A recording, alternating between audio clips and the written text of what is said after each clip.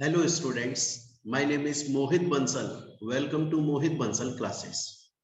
Students, आज हम start करने वाले हैं CMA फाइनल का paper number 13 corporate laws and compliances. उसका एक बहुत ही इंपॉर्टेंट चैप्टर जिसका नाम है directors, board of directors and managerial personnel. मतलब कंपनी के वो लोग जो कंपनी को डायरेक्शन देते हैं और कंपनी को एक्चुअली में चलाते हैं। आज हम ये चैप्टर पढ़ने वाले हैं, बहुत ही इंपॉर्टेंट चैप्टर है बच्चों। मैं आपको बता दूं कि आपके मॉड्यूल के अंदर जो आपका ICMA के थ्रू प्रोवाइडेड मॉड्यूल है, उसके अंदर इस चैप्टर का नाम लिखा हुआ है board of directors and managerial personal. इस नाम से ये चैप्टर है आपके मॉड्यूल में, पहली बात।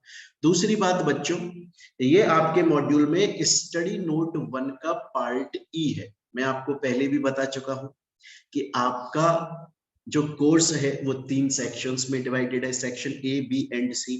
तो सेक्शन A का जो स्टडी नोट 1 है वो बहुत सारे पार्ट्स में डिवाइडेड है।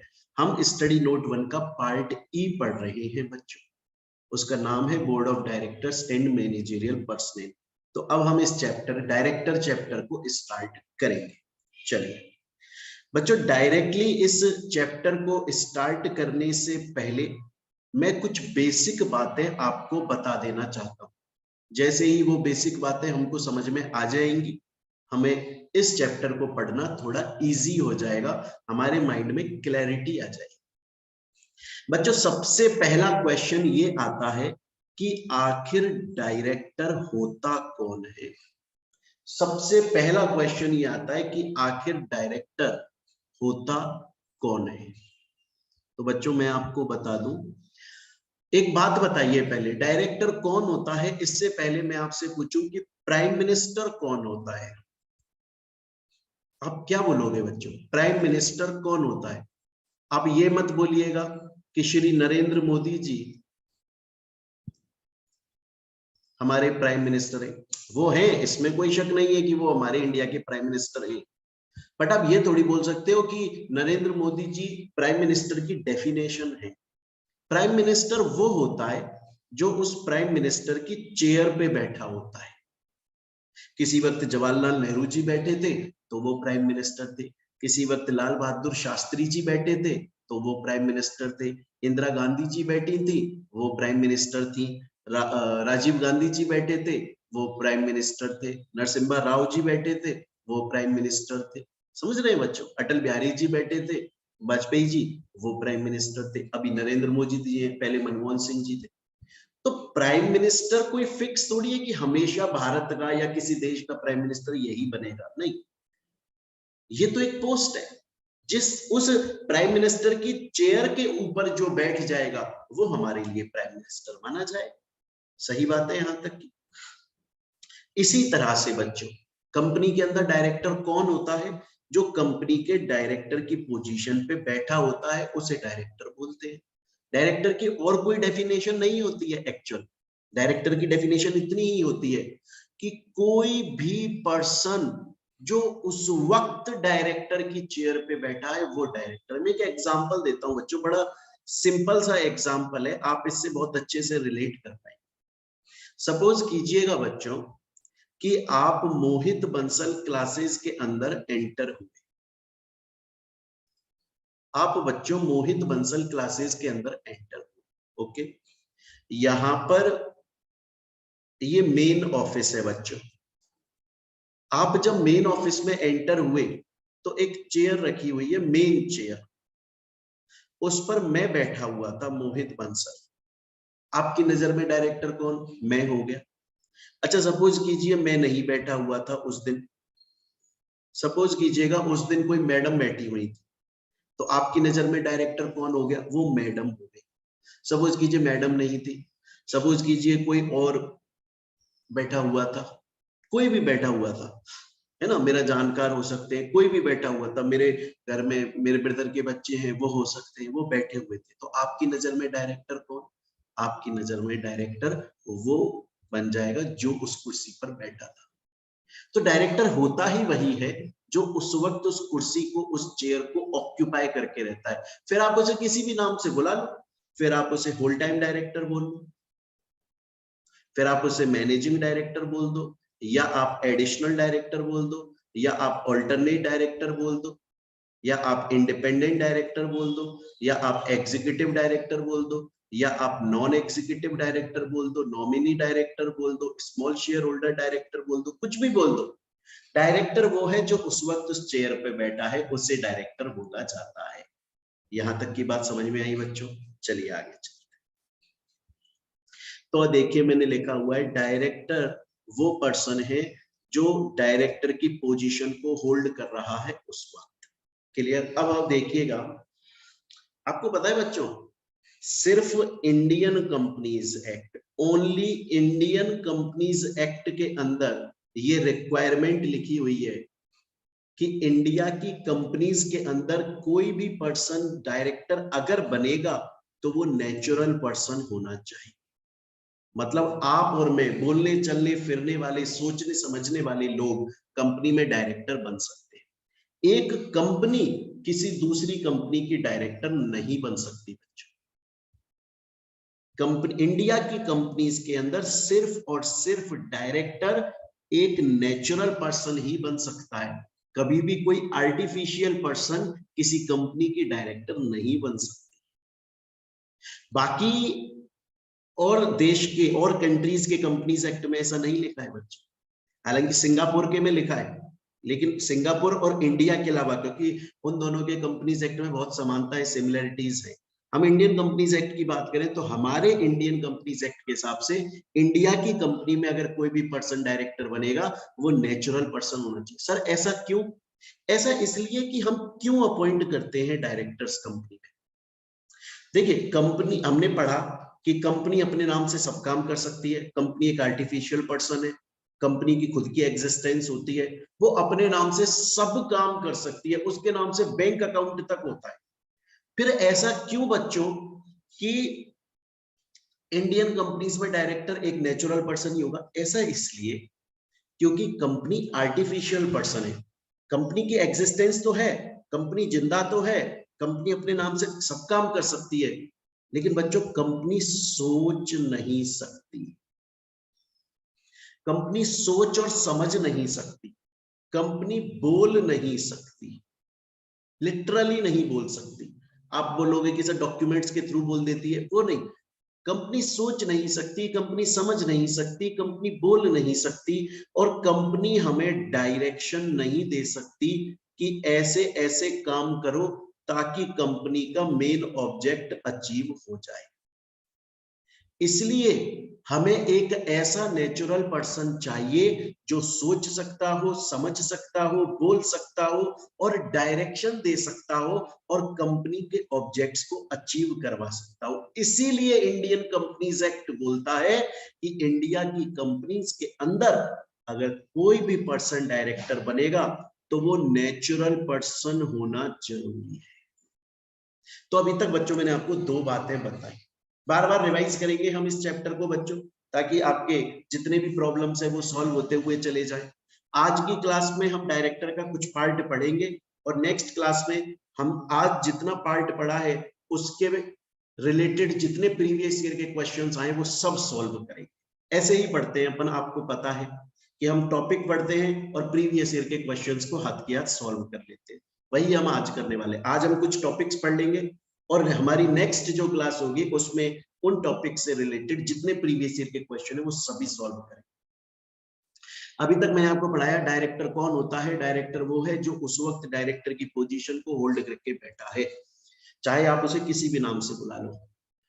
और इंडिया की कंपनीज के अंदर सिर्फ एक नेचुरल पर्सन ही डायरेक्टर हो सकता है और कोई नहीं हो सकता। ऐसा क्यों? ऐसा इसलिए क्योंकि कंपनी आर्टिफिशियल पर्सन है, वो बोल नहीं सकती, सोच नहीं समझती, समझ नहीं सकती, डायरेक्शन नहीं दे सकती कि कैसे उसके ऑब्जेक्टिव्स को अचीव किया जाए। इसलिए कंपनी, हमें एक नेचुरल पर्सन की जरूरत है जो सोच समझ के कंपनी को उसके डायरेक्शंस दे और उसके मेन ऑब्जेक्ट को अचीव करवा दे।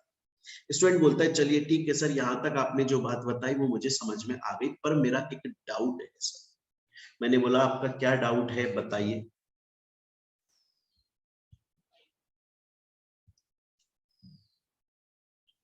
बोले सर मेरा एक ये डाउट है कि आपने हमें बताया था एक होती है, एक मिनट सर, आपने मुझे बताया था कि एक होती है प्राइवेट कंपनी।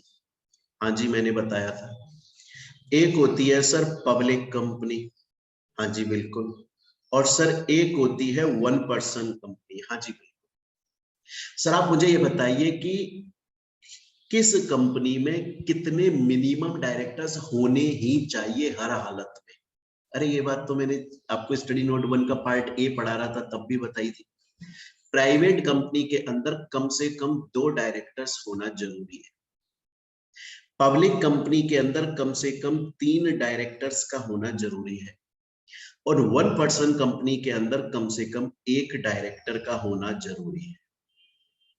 स्टूडेंट बोलता है सर मैं समझ गया, यहां से हमारा मेन चैप्टर स्टार्ट हो रहा है। बोला सर मैं समझ गया हूं कि मिनिमम नंबर ऑफ डायरेक्टर्स कितने होंगे। पब्लिक कंपनी में कम से कम 3 डायरेक्टर होंगे ही होंगे, प्राइवेट में कम से कम 2, और वन पर्सन कंपनी में कम से कम 1 डायरेक्टर होगा ही होगा, हर हालत में होगा। मैं समझ चुका हूं सर, यहां तक आगे चलते हैं। सर आपने मुझे मिनिमम डायरेक्टर्स के बारे में बता दिया। सर आप ये बता सकते हैं कि मैक्सिमम डायरेक्टर एक कंपनी में कितने हो सकते हैं? बच्चों चाहे से कंपनी प्राइवेट है चाहे से कंपनी पब्लिक है, कोई सी भी कंपनी है, एक वक्त पर मैक्सिमम डायरेक्टर्स 15 हो सकते हैं। 15 से ज्यादा किसी कंपनी में डायरेक्टर नहीं हो सकते एक टाइम पर। स्टूडेंट बोलता है सर मुझे 2 बातें समझ में आई हैं आपकी टोटल अभी तक। पब्लिक कंपनी में कम से कम 3 डायरेक्टर, प्राइवेट कंपनी में minimum 2 and one person company में मिनिमम 1। समझ गया। उसके अलावा सर मैं ये भी समझ गया कि एक वक्त पर मैक्सिमम डायरेक्टर्स, कोई सी भी कंपनी है सर, मैक्सिमम डायरेक्टर्स एक टाइम पर 15 हो सकते हैं। पर सर एक छोटा सा डाउट है। मैंने कहा बोलिए सर क्या डाउट है। बोला सर सपोज कीजिए कोई कंपनी है, रिलायंस कंपनी है सर। अब सर रिलायंस कंपनी तो बहुत बड़ी कंपनी है सर, उसके अंदर तो बहुत सारे डिपार्टमेंट्स हैं, बहुत काम है, बहुत प्रोडक्ट्स बेचती है, मल्टीनेशनल कंपनी है सर, मल्टी प्रोडक्ट कंपनी है। मैंने कहा हाँ बिल्कुल बहुत सारे प्रोडक्ट बेचती है, बहुत बड़ी कंपनी। बोला सर 15 डायरेक्टर्स के बस की बात नहीं है इस कंपनी को चला लेना सर। ये कंपनी तो एक वक्त पे 15 से ज्यादा डायरेक्टर रखना चाहती है अपने अंदर। आपने बोला कि एक वक्त पर मैक्सिमम 15 डायरेक्टर रह सकते हैं, पर सर ये कंपनी तो बहुत बड़ी है सर, सिर्फ 15 डायरेक्टर इसका काम नहीं चला पाएंगे सरकार, हमें तो इससे ज्यादा डायरेक्टर चाहिए इसके अंदर। हाँ तो फिर 15 से ज्यादा डायरेक्टर्स भी हो सकते हैं, हो सकते हैं, अगर अगर इस कंपनी के मेंबर्स जनरल मीटिंग में स्पेशल रिजोल्यूशन पास करते हैं। स्पेशल रिजोल्यूशन तो पढ़ा हुआ है, 75% अप्रूवल दे दें, तो फिर उस केस में इस कंपनी के अंदर एक टाइम पे 15 से ज्यादा डायरेक्टर हो जाएंगे। तो स्टूडेंट बोलता है सर मुझे जो आपकी बात समझ में आई है ना वो मैं बता देता हूं आपको। मैंने कहा बता। बोला सर आप नॉर्मल सेंस में ये बोल रहे हो कि मैक्सिमम जो डायरेक्टर्स हैं वो 15 हो सकते हैं, लेकिन फिर सर आप, ये तो नॉर्मल सेंस में आपने बोला मैक्सिमम डायरेक्टर 15 हो सकते हैं, लेकिन सर फिर इसके बाद में आप ये बोल रहे हो कि अगर कंपनी के शेयर होल्डर्स जनरल मीटिंग के अंदर स्पेशल रिजोल्यूशन पास कर दें तो एक वक्त पर डायरेक्टर 15 से ज्यादा भी हो सकते हैं। हाँ जी मैं बिल्कुल यही बोल रहा हूं, बिल्कुल हो सकते हैं। ये यहाँ पर लिखा भी हुआ है, एक company maximum 15 number of directors रख सकती है, लेकिन कंपनी चाहे तो 15 से ज्यादा भी रख सकती है अगर वो जनरल मीटिंग में स्पेशल रिजोल्यूशन पास करवा दे। स्टूडेंट बोला सर एक डाउट दोबारा आया मेरे मन में। आपने बोला कि अगर जनरल मीटिंग में मेंबर्स ने स्पेशल रिजोल्यूशन पास कर दिया तो 15 से ज्यादा डायरेक्टर हो सकते हैं।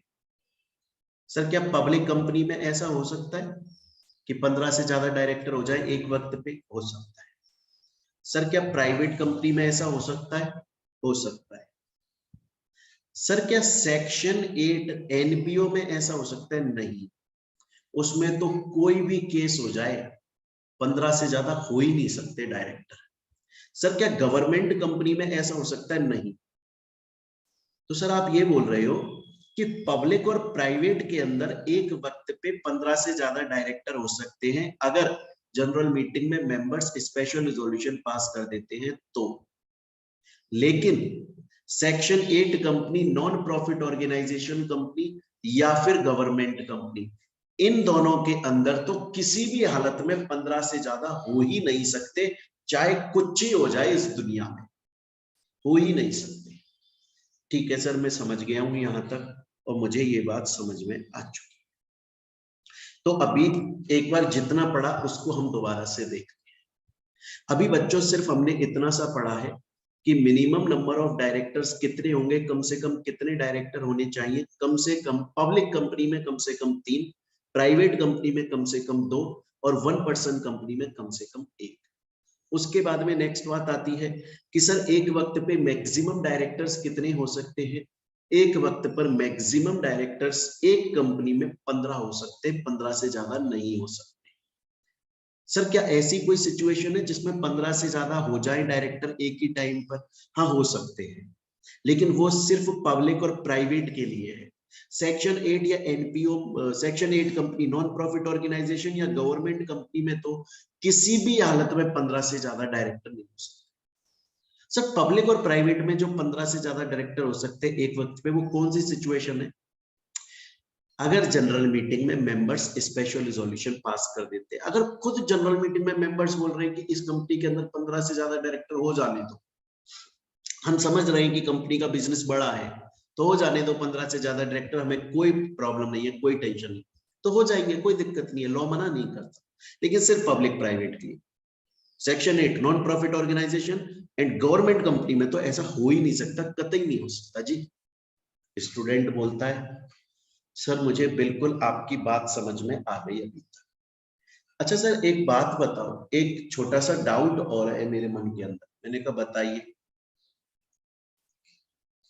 बोला सर आजकल मैंने ये देखा है कि कोई भी कंपनी होती है ना सर, वो बाहर के लोगों को अपनी कंपनी में डायरेक्टर बनाती है, जिससे पब्लिक को लगता है कि यार इस कंपनी के अंदर तो फॉरेन का पढ़ा लिखा आदमी डायरेक्टर है, ये कंपनी तो बड़ा अच्छा प्रोडक्ट देती होगी, बड़ा अच्छा काम करती होगी। लेकिन सर एक बात बताइए, कंपनी कर रही है इंडिया के मार्केट में काम, आपको नहीं लगता कि कुछ डायरेक्टर्स ऐसे होने चाहिए जो इंडिया से बिलोंग करते हो, चाहे से वो सिटीजन, फॉरेन सिटीजन हो, लेकिन रहते इंडिया में हो, उन्हें इंडिया के मार्केट की समझ हो? जी बिल्कुल। इसीलिए बड़े ध्यान से सुनना बच्चों, हर इंडियन कंपनी के अंदर, हर इंडियन कंपनी के अंदर कम से कम एक डायरेक्टर इंडियन रेजिडेंट होना चाहिए। सर इसका मतलब वो प्रीवियस ईयर में कम से कम 182 डेज इंडिया में रहा हो। अब सपोज करो, एग्जाम्पल के तौर पे सपोज करो कि एक कंपनी है, मान लो टाटा ग्रुप, टाटा कंपनी, इसके अंदर बच्चों 13 डायरेक्टर्स हैं। तो बच्चों इसमें से 12 डायरेक्टर भले ही फॉरेन में रहते हैं और वहां से कंपनी को ऑपरेट कर रहे हैं, पर कम से कम एक डायरेक्टर ऐसा होना चाहिए जो इंडिया में 182 डेज रहता हो पूरे साल में। प्रीवियस ईयर में 182 डेज रहा हो तो हम उसे आज रेजिडेंट डायरेक्टर मानते हैं। और रहना जरूरी है, कम से कम एक बंदा तो ऐसा रहे जो इंडिया के मार्केट को करीब से जानता हो, देखता हो। सर ये जो इंडियन रेजिडेंट होगा जो प्रीवियस ईयर में 182 डेज इंडिया में रहा है, क्या ये इंडियन सिटीजन होगा? सिटीजन की नहीं बोल रहा हूं मैं। देखिए, सिटीजन और रेजिडेंट में बहुत फर्क होता है। सिटीजन का मतलब होता है उसे इंडिया की नागरिकता मिली है। हम बोल ही नहीं रहे कि उसे इंडिया की नागरिकता लेनी है, नहीं। हम ये बोल रहे हैं कि बस वो इंडिया के अंदर प्रीवियस ईयर में कम से कम 182 डेज इंडिया में रहा हो, जिससे उसे इंडिया के मार्केट की नॉलेज, चाहे से भले ही वो सिटीजन किसी दूसरी कंट्री का हो, रहा कम से कम 182 डेज इंडिया में, कम से कम एक डायरेक्टर ऐसा होना चाहिए। स्टूडेंट बोलता है कि सर मुझे समझ में आ गई आपकी ये पूरी बात है। तो सर अभी तक जो समझ में आया मैं रिवाइज कर देता हूं आपको पूरा। मैंने कहा कर दो। बोला सर अभी तक मेरे को ये समझ में आई है आपकी बात कि इंडिया के अंदर प्राइवेट कंपनी में कम से कम 2 डायरेक्टर, पब्लिक में कम से कम 3 और 1% कंपनी में कम से कम 1 डायरेक्टर है। फिर उसके बाद ये समझ में आई कि सर मैक्सिमम डायरेक्टर्स एक वक्त पे 15 हो सकते हैं, इससे ज्यादा नहीं हो सकते। लेकिन अगर जनरल मीटिंग में स्पेशल रिजोल्यूशन पास हो जाए तो 15 से ज्यादा डायरेक्टर भी हो सकते हैं। लेकिन सेक्शन 8 नॉन प्रॉफिट ऑर्गेनाइजेशन और गवर्नमेंट कंपनी में नहीं, पब्लिक और प्राइवेट में 15 से ज्यादा हो सकते हैं। सेक्शन 8 नॉन प्रॉफिट ऑर्गेनाइजेशन और गवर्नमेंट कंपनी में तो 15 ही हो सकते हैं मैक्सिमम, इससे ज्यादा नहीं किसी भी हालत। फिर उसके बाद हमने पढ़ा कि इंडियन कंपनी, हर इंडियन, एवरी इंडियन कंपनी के अंदर टोटल जितने डायरेक्टर्स हैं उसका कम से कम एक डायरेक्टर इंडियन रेजिडेंट होना चाहिए। कम से कम एक डायरेक्टर 182 डेज इंडिया में रहा। स्टूडेंट बोलता है मैं समझ गया। बिल्कुल, आगे चलते हैं सर, आगे चलते देखिएगा। अब आपसे ये बोला जा रहा है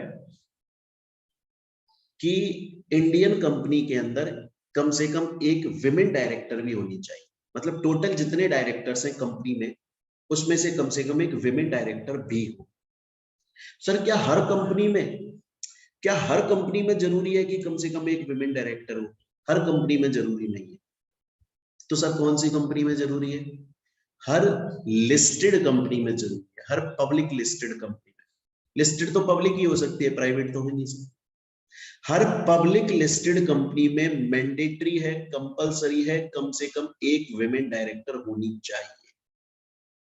स्टूडेंट बोलता है सर मैं समझ गया कि अगर कोई लिस्टेड कंपनी है जो स्टॉक एक्सचेंज के ऊपर लिस्टेड है तो उसमें टोटल जितने डायरेक्टर्स होंगे सर उसमें से कम एटलीस्ट 1 एक वुमेन डायरेक्टर होगी। समझ गए सर?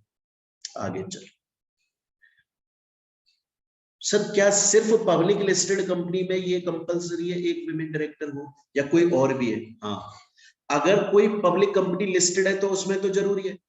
अगर कोई पब्लिक कंपनी लिस्टेड नहीं है लेकिन उसकी paid up share capital 100 crore या उससे ज्यादा है, या फिर उसका टर्नओवर 300 करोड़ या उससे ज्यादा है, इन दोनों में से किसी में फॉल हो रही है तो भी उसके अंदर विमेन डायरेक्टर होनी चाहिए।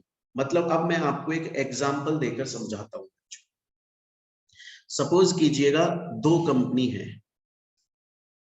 ऊपर बना लेता हूं, 1 मिनट। सपोज कीजिएगा 2 कंपनी है, एक कंपनी है एयरटेल और एक कंपनी है आइडिया। ये है लिस्टेड कंपनी, तो इसके अंदर एक विमेन डायरेक्टर का होना कंपलसरी है। ये है आइडिया, ये है अनलिस्टेड, स्टॉक एक्सचेंज पे लिस्टेड नहीं है लेकिन पब्लिक कंपनी है और इसकी पेड अप शेयर कैपिटल कितनी है? पेड अप शेयर कैपिटल है 99 करोड़ एंड टर्नओवर है इसका 350 करोड़। एयरटेल तो लिस्टेड है, उसके अंदर तो वुमेन डायरेक्टर होनी चाहिए, मैटर खत्म। हम बात कर रहे हैं आइडिया कंपनी जो अनलिस्टेड है, उसकी paid up share capital 99 crore है और टर्नओवर 350 करोड़ है।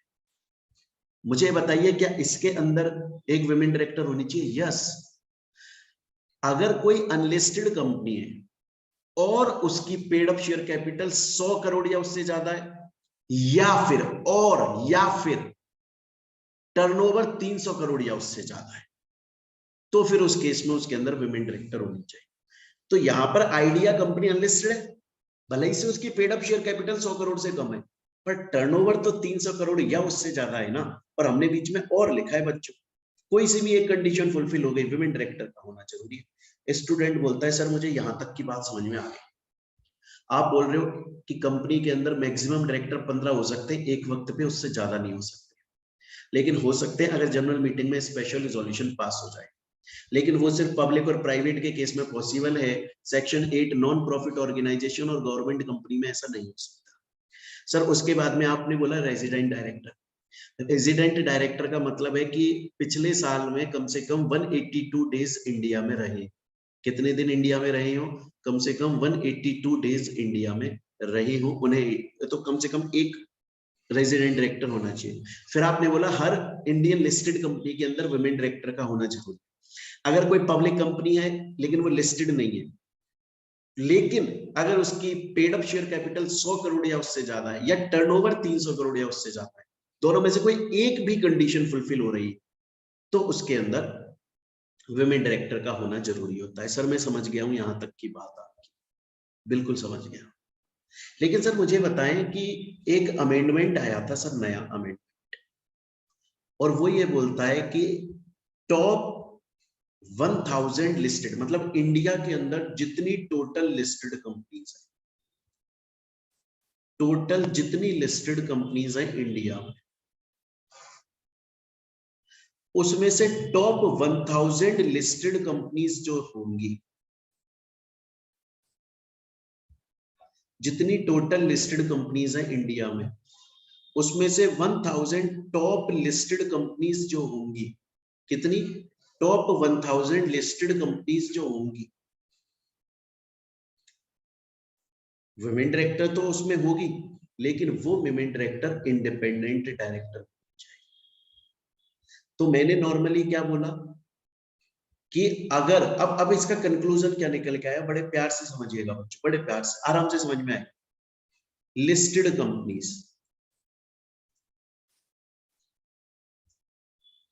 इन टॉप 1000 लिस्टेड कंपनीज, इंडिया की 1000 लिस्टेड कंपनीज में आ रही है टॉप 1000 में, तो उसके अंदर जो विमेन डायरेक्टर होगी वो इंडिपेंडेंट होगी।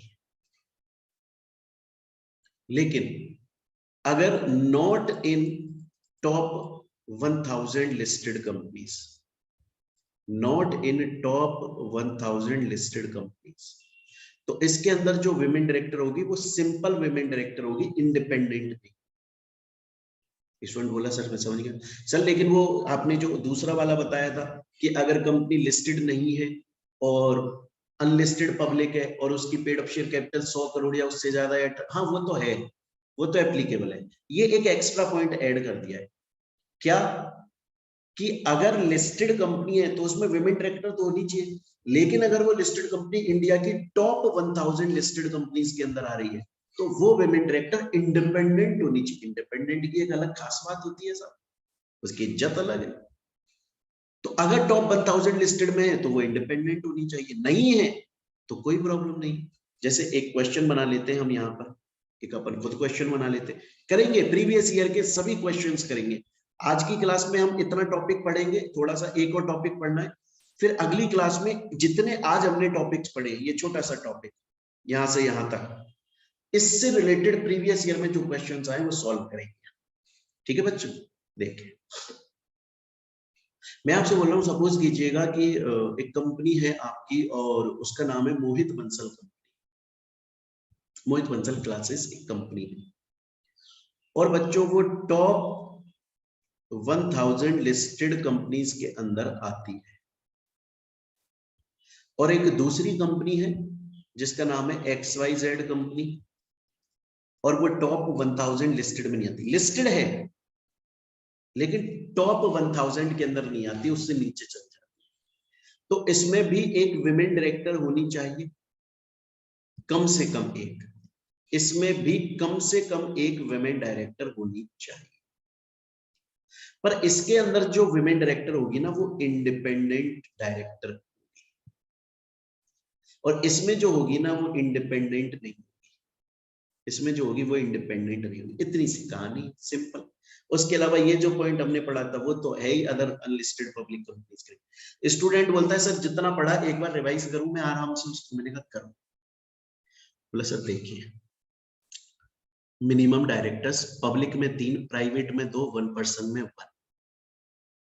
सर मैक्सिमम डायरेक्टर एक वक्त पर 15, प्राइवेट और पब्लिक में 15 से ज्यादा हो सकते हैं अगर जनरल मीटिंग में मेंबर्स स्पेशल रिजोल्यूशन पास करके बोले 15 से ज्यादा कर। सेक्शन 8 नॉन प्रॉफिट ऑर्गेनाइजेशन और गवर्नमेंट कंपनी में तो किसी भी हालत में 15 से ज्यादा नहीं हो सकते। देन इसके बाद में हमने पढ़ा रेजिडेंट डायरेक्टर। रेजिडेंट डायरेक्टर का मतलब हर इंडियन कंपनी के अंदर प्रीवियस ईयर में कम से कम 182 डेज इंडिया में रहा। उसके बाद में हमने देखा विमेन डायरेक्टर। विमेन डायरेक्टर का मतलब है कि अगर पब्लिक लिस्टेड कंपनी है तो विमेन डायरेक्टर होना कंपलसरी है, और अगर वो 1000 टॉप लिस्टेड में आती है तो वो जो विमेन डायरेक्टर होनी जरूरी है वो इंडिपेंडेंट होगी। टॉप 1000 लिस्टेड में नहीं आती तो नॉर्मल विमेन डायरेक्टर होगी, लेकिन होगी। और अगर कंपनी लिस्टेड ही नहीं है लेकिन उसकी paid up share capital 100 crore या उससे ज्यादा है, या टर्नओवर 300 करोड़ या उससे ज्यादा है, एक भी कंडीशन फुलफिल हो रही है तो विमेन डायरेक्टर होना जरूरी है। तो स्टूडेंट बोला सर मैं समझ गया, लेकिन सर एक छोटा सा डाउट है। मैंने कहा बोलो क्या डाउट है। सर जो विमेन डायरेक्टर है, सोचो कोई कंपनी है और उसके अंदर विमेन डायरेक्टर है और आपने बोला होना जरूरी है तो है उसके अंदर, पर सर उसका ऑफिस अब वैकेंट हो गया, खाली हो गया, कैसे पता नहीं सर, किसी भी रीजन से हो गया, वो छोड़ गई, रिजाइन कर गई, उसको रिमूव कर दिया गया, डेथ हो गई, ल्यूनेसी, अनसाउंड माइंड, इंसॉल्वेंट, कोई भी रीजन हो सकता है, कोई भी रीजन हो सकता है, किसी भी रीजन की वजह से अब वो विमेन डायरेक्टर नहीं है कंपनी के अंदर और ऑफिस वैकेंट हो चुका है, तो सर हमें वैकेंसी को फिल तो करना पड़ेगा। हाँ जी, वैकेंसी तो फिल करनी पड़ेगी। सर कितने टाइम के अंदर वुमेन डायरेक्टर की वैकेंसी फिल हो जाएगी, कितने टाइम के अंदर? तो जो कितने टाइम के अंदर फिल हो जाएगी वो मैं आपको बड़े ध्यान से समझना है, इसका एग्जाम्पल भी समझाऊंगा अभी। जो नेक्स्ट बोर्ड मीटिंग होगी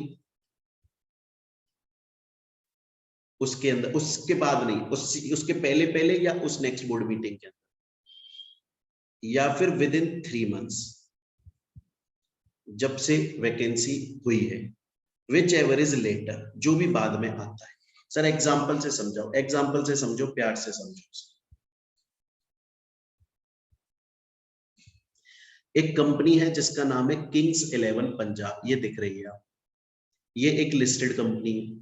तो लिस्टेड कंपनी के अंदर विमेन डायरेक्टर होना जरूरी है। ये प्रीति जिंटा जी इसके अंदर विमेन डायरेक्टर थी, काम बढ़िया चल रहा था, लेकिन इनका ऑफिस वैकेट हो गया 1 अगस्त 2022।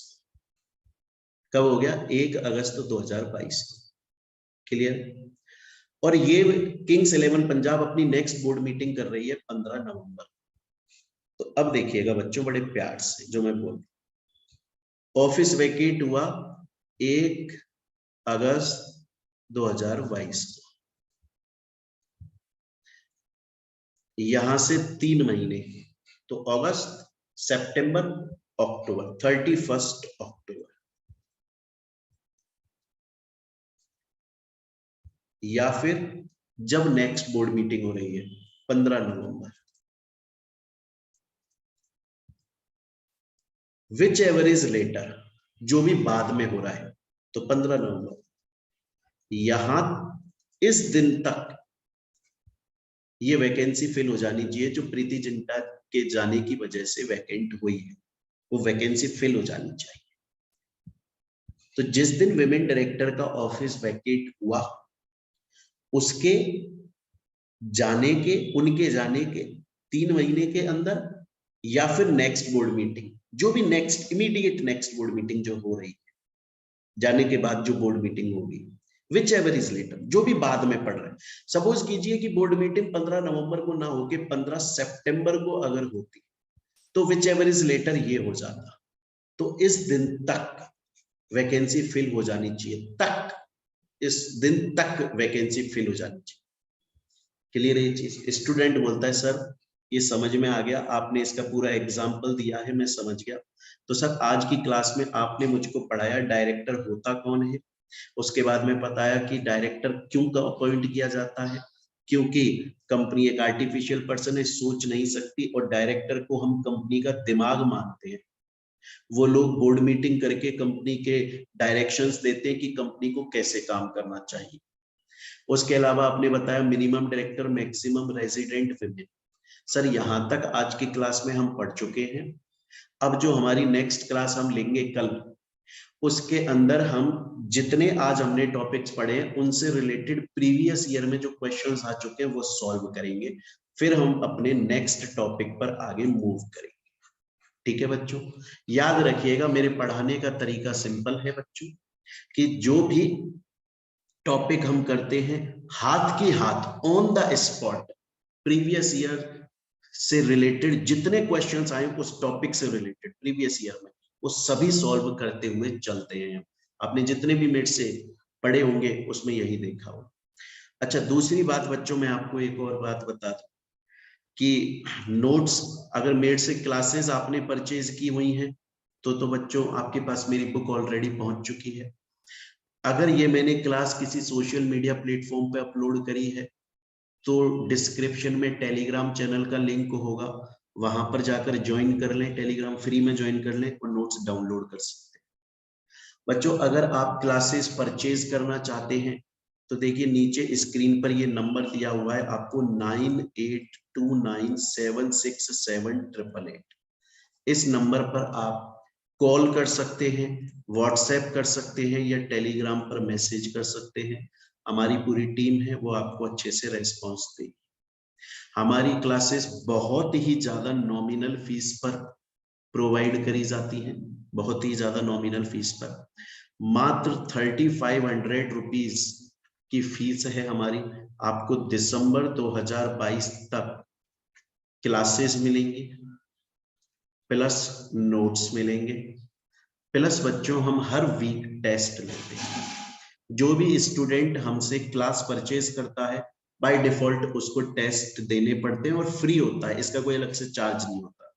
और उसको हम कॉपी चेक करके आपको प्रॉपर जूम क्लास पर एक्सप्लेन करते हैं कि आपने क्या गलती करी, आपको आंसर कैसे लिखना चाहिए। थ्योरी सब्जेक्ट में बच्चों का ये डाउट रहता है कि सर मुझे आंसर तो आता है पर लिखने का तरीका नहीं आता इसलिए मार्क्स कटते हैं, तो वो हम बताएंगे।